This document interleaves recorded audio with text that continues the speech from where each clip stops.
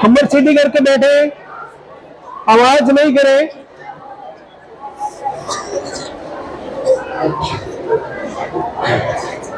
कमर सीधी, मौन एकदम। मां सरस्वती को प्रणाम करते हुए मां सरस्वती के प्रांगण में, हृदय स्कूल के इस दिव्य प्रांगण में, जहां सृष्टि के कण कण में परमात्मा विद्यमान है, तो हमारे हृदय स्कूल के भी कण कण में परमात्मा का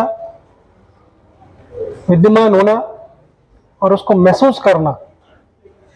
तो अपनी बात प्रारंभ में करूंगा गायत्री महामंत्र से।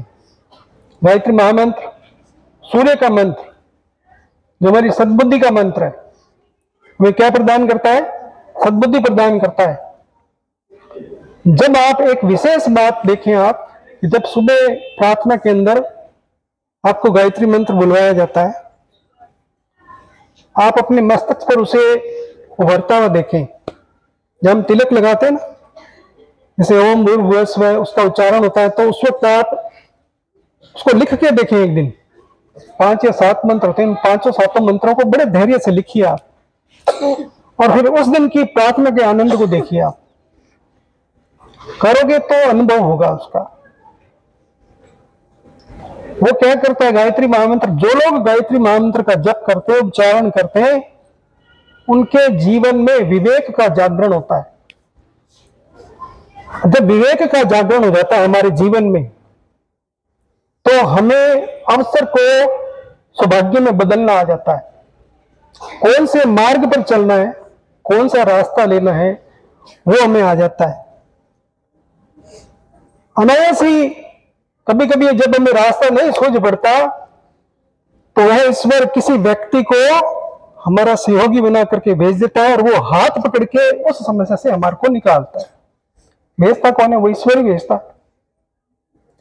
कहीं हम ऐसी जगह फंस जाते हैं जहां रास्ता नहीं सूझता, फिर हमारी जहां श्रद्धा होती है, ईश्वर स्वयं नहीं आते, वो किसी रूप में आते, लेकिन आते जरूर है, सहयोग जरूर मिलता है। उसी मंत्र को जपने से हमारा मन धीरे धीरे निर्मल होने लगता है। जैसे कबीरदास जी ने कहा है, कबीरा मन निर्मल भया, कबीरा मन निर्मल भया, जैसे गंगा नीर, और पाछे पाछे हरि फिरत, कहत कबीर कबीर। फिर हमारा मन क्या होता है? बिल्कुल निर्मल, पवित्र हो जाता है। उन्हीं पवित्र भावों को ध्यान में रखते हुए, सूर्य का ध्यान करते हुए, हमारे पवित्र भाव सूर्य तक पहुंचे, उस परमात्मा तक पहुंचे।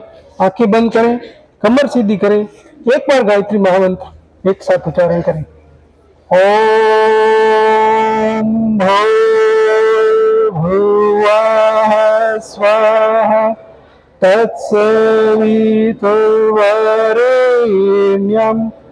भर्गो देवस्य धीमहि धियो यो नः प्रचोदयात्।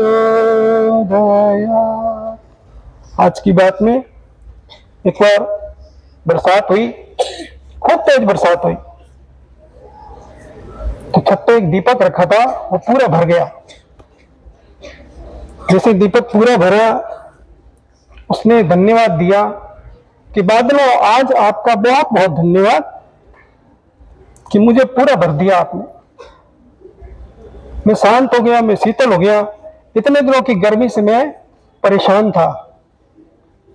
थोड़ी देर में धन्यवाद दे रहा बादलों को, थोड़ी देर में उसकी नजर पास ही रखे एक गमले पे गई, तो गमला भी पूरा भरा था। गमला पूरा भरा था, तो उसने क्या, ये क्या किया आपने? आपने ये क्या कर दिया? मेरे में तो इतना सा पानी डाला, इस गमले को पूरा भर दिया। 5 लीटर का गमला, इसको पूरा भर दिया आपने। अब धन्यवाद कौन दे रहा है? गमला दे रहा है। और शिकायत कौन कर रहा है? दीपक शिकायत कर रहा है। वो कहते हैं आप अन्याय करते हो, आप गलत करते हो। इसको तो 5 लीटर पानी दे दिया, मेरे को 50 ml पानी दिया। अब गमला धन्यवाद दे रहा है कि बादलों, मैं भी खूब गर्मी से तप रहा था, आपने मुझे पूरा लबालब भर दिया, इसके लिए बहुत धन्यवाद। थोड़ी देर में उसकी नजर गमले की नजर के चली गई बाल्टी पर, वो बाल्टी भी पूरी भरी थी। अब गमला शिकायत कर रहा है और दीपक और बाल्टी धन्यवाद कर रही है, और गमला और दीपक क्या कर रहे हैं, शिकायत कर रहे हैं। बाल्टी की नजर गई मटकी पर, बड़ी मटकी थी वो भर गई, और मटकी शिकायत करती है। मटकी किसकी शिकायत करती है? मटकी जब देखती है, किसको देख करके, पास में ही वो छत, वो मुंडेर पे बड़ी थी, पास में तालाब था, और वो शिकायत, इस तालाब को तो इतना पानी दे दिया, मेरे में तो इतना ही। कोई पास में संत खड़े थे, वो उनकी बातें सुन रहे थे। उन्होंने उनको जवाब दिया। उन्होंने क्या जवाब दिया? जिसकी जितनी पात्रता, जिसकी जितनी पात्रता, उसको उतना मिलता है। उनके पास में साथ में शिष्य थे, तो उसने कहा दीपक पे स्थिर है, उसको बना दिया, जितनी पात्रता थी बन गया। गमले की जितनी पात्रता थी बन गया, बाल्टी की जितनी पात्रता थी बन गया। लेकिन मनुष्य अपनी पात्रता को कैसे बढ़ाए?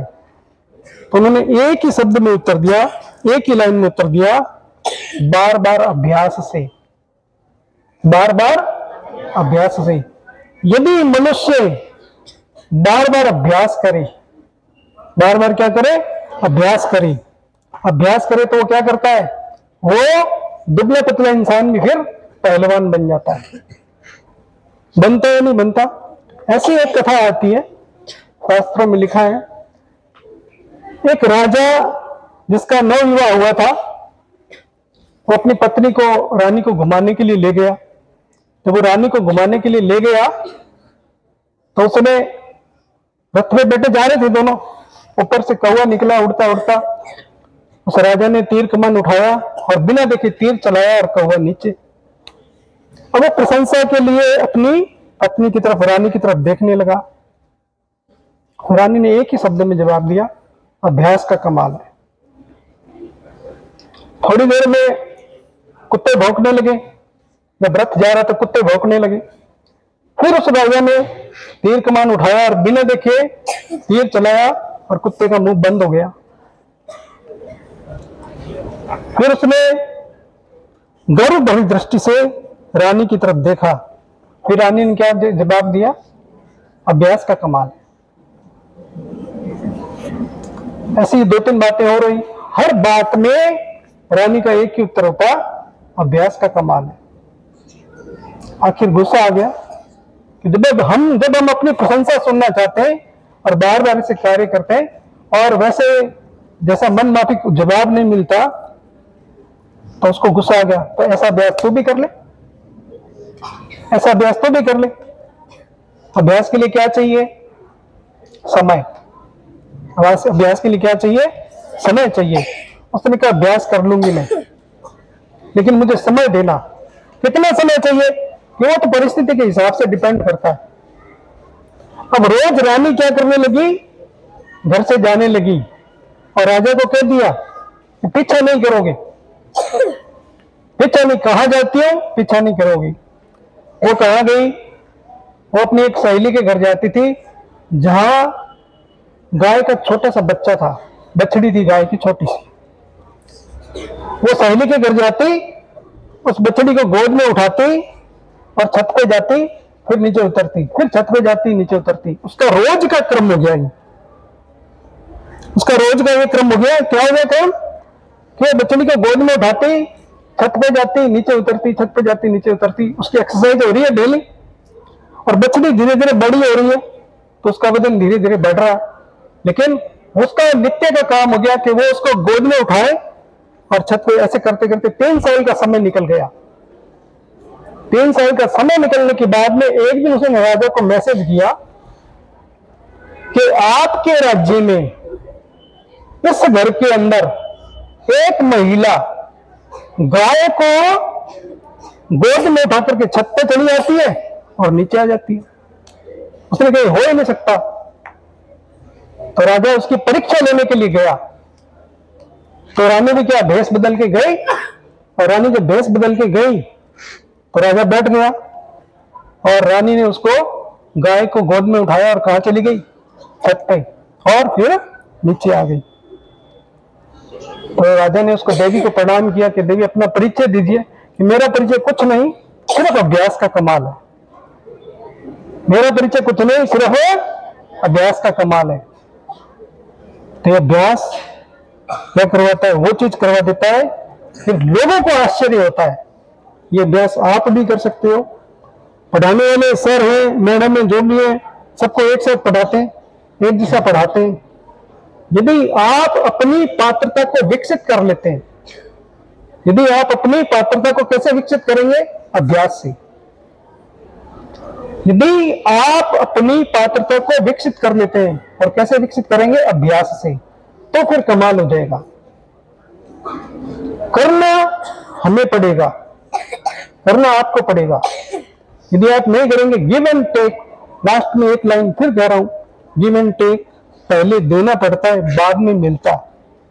पहले देना पड़ता है, बाद में मिलता है। ये यहां उधार नहीं चलता। बैंक में उधार चलता है? हाँ चलता है। बैंक लोन दे देता ना, उधार दे दिया उसने। लेकिन यहां ये बिल्कुल नकदी है कि पहले दे और बाद में ले। खेत में उधार चलता है कि खेत को आप कहो कि हम गुआर अगले साल बीज देंगे, पहले फसल दे दे हमें? संभव है क्या? ये नहीं दिया, अगले साल बीज देंगे, पहले फसल दे दे। तो ये भी कर्म की, ये हमारी मनोभूमि की खेती है। ये पहले देना पड़ेगा। मेहनत करिए, अभ्यास करिए, जितना पढ़ लिया उसके साथ पढ़िए, करिए। नहीं करोगे तो नहीं मिलेगा। 10वीं गोकुल जी ने मैथ्स पढ़ाई, सबको एक जैसे पढ़ाई। कुछ बच्चे उनके तो 10 में से 10, 20 में से 20 नंबर आते हैं, कुछ के 3 भी नहीं आते, 4 भी नहीं आते, जिनके 20 में से 20 नंबर आ रहे हैं, जिनके